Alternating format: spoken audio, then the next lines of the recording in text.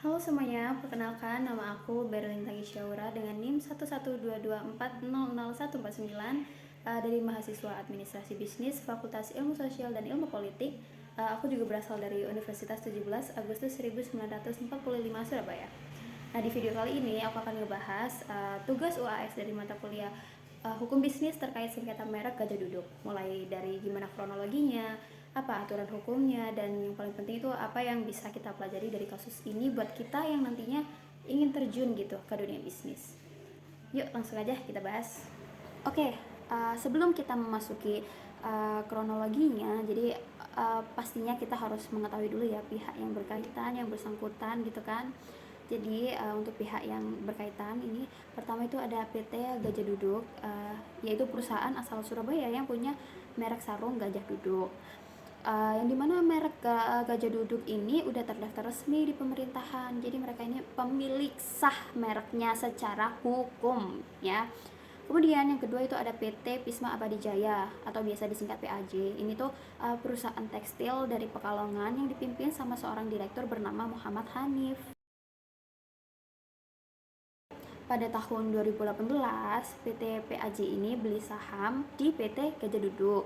Nah, nilainya itu sekitar 1,5 miliar dan mereka ini jadi pemegang saham mayoritas. Jadi PT PAJ ini pemegang saham mayoritasnya itu sekitar 60%. Dan gak cuma itu aja, ada juga perjanjian soal jual beli merek sarungnya itu sendiri yang katanya itu nilainya itu bisa mencapai ratusan miliar rupiah. Gede banget kan. Nah, tapi di tahun 2021 itu saham yang tadinya dipegang PT PAJ nih dijual lagi sama PT PAJ-nya. Disinilah mulai muncul masalah yang dimana PT PAJ itu bilang, loh, meskipun sahamnya udah dijual, hak atas merek sarung yang kita beli pada tahun 2018 itu masih punya kita dong, gitu. Tapi ternyata proses buat mindahin hak merek itu ke atas nama PT PAJ yang seharusnya itu diurus ke Kementerian Hukum dan HAM atau Kemenhumham itu ditarik lagi karena dokumen yang diserahkan sama PT PAJ ini nggak lengkap. Jadi kalau nggak lengkap, secara hukum hak merek itu tetap ada di tangan PT Gajah Duduk. Meskipun begitu, PT PAJ ini masih kekeh tetap aja produksi dan jual sarung itu pakai merek Gajah Duduk. Kemudian produk ini akhirnya ketahuan beredar di marketplace dan juga pasar-pasar tradisional. Akhirnya pihak PT Gajah Duduk ini dapat laporan dari tim penjualan mereka. Terus mereka ini mengecek langsung, membeli sampelnya.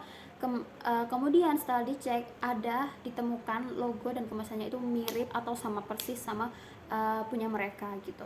Nah, karena PT Gajah Duduk ini merasa dirugikan ya, jadi PT Gajah Duduk ini melaporkan ke polisi atau menggugat PT PAJ ini dan akhirnya kasusnya itu bergulir sampai ke pengadilan. Pada tanggal 7 Juli 2023, Pengadilan Negeri Pekalongan itu akhirnya memutuskan bahwa Direktur PT PAJ yaitu Muhammad Hanif itu terbukti bersalah. Beliau divonis penjara 1 tahun 6 bulan plus dikenakan denda 1 miliar. Ada aturan utamanya sendiri yang dipakai, yaitu Undang-Undang Nomor 20 Tahun 2016 tentang merek dan juga indikasi geografis. Jadi ada beberapa pasal yang memang kita perlu untuk mengetahui ini. Jadi yang pertama itu pasal 41 yang dimana mengatur bahwa kalau mau memindahkan hak atas suatu merek dari satu pihak ke pihak lain itu wajib didaftarkan atau dicatatkan secara resmi ke pemerintahan. Jadi nggak cukup cuma dengan bikin perjanjian di atas kertas doang kan. Nah, karena proses pencatatan yang diajukan PT PAJ tadi itu ditarik lagi, otomatis secara hukum PT Gajah Duduk tetap jadi pemilik sah mereknya secara hukum gitu. Nah, untuk yang kedua itu pasal 100 ayat 1 yang dimana pasal ini tuh bikin direktur PT PAJ itu dipenjara. Isinya tuh kira-kira siapapun yang tanpa izin pakai merek yang sama persis dengan merek yang lain yang udah terdaftar buat produk sejenis itu bisa dihukum penjara sampai 5 tahun dan kena denda itu bisa sampai 2 miliar. Nah, untuk yang ketiga itu ada pasal 83 ayat 1. Ini tuh memberikan hak ke pemilik merek terdaftar buat menggugat pihak yang memakai mereknya tanpa izin, baik itu minta ganti rugi atau minta supaya pemakaiannya dihentikan gitu. Nah, yang keempat itu ada pasal 103, karena pada pasal ini tuh mengatur kalau pelanggaran merek itu termasuk delik aduan, yang artinya proses hukumnya itu baru bisa jalan kalau memang ada yang lapor secara resmi, dan biasanya itu yang berhak lapor itu ya direktur utama perusahaan pemilik mereknya. Ini juga sempat jadi perdebatan juga ya di persidangan, karena yang lapor itu awalnya bukan direktur utama, jadi manajer pemasarannya yang melaporkan, tapi ternyata proses hukumnya tetap berjalan, tetap berlanjut gitu. Dan selain soal hukum, kasus ini juga punya dampak yang lumayan besar ya buat bisnisnya sendiri. Mungkin yang pertama itu dari sisi reputasi.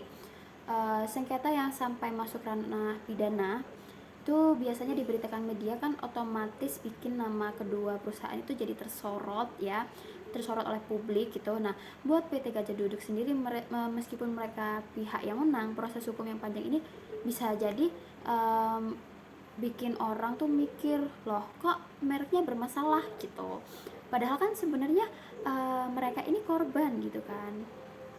Nah, untuk yang kedua itu dari sisi kepercayaan konsumen, yang dimana dengan beredarnya sarung gajah duduk versi tidak resmi di pasaran itu um, bisa bikin konsumen bingung mana yang asli, mana yang KW gitu kan. Kalau ternyata kualitas produknya tiruan itu lebih jelek, bisa-bisa kepercayaan orang ke merek aslinya itu ikut turun juga gitu. Kasian ya memang PT Gajah Duduk di sini, padahal mereka nggak salah apa-apa gitu. Nah, untuk ketiga itu dari sisi keberlangsungan usaha. Jadi sustainable-nya usaha ini tuh resikonya tuh PT PAJ ini jadi kehilangan hak produksi dan direkturnya harus masuk penjara gitu. Sementara untuk PT Gajah Duduk itu ya harus mengeluarkan banyak waktu, tenaga, dan biaya buat mengurus hukum yang berlarut-larut. Bahkan sampai sekarang itu masih ada beberapa gugatan loh yang harus mereka hadapin di pengadilan yang berbeda-beda. Dan yang terakhir itu dari sisi value dari merek itu ya, atau brand value itu, yaitu Gajah Duduk itu merek yang udah puluhan tahun eksis dan punya tempat khusus di hati orang Indonesia, itu khususnya yang suka sarung.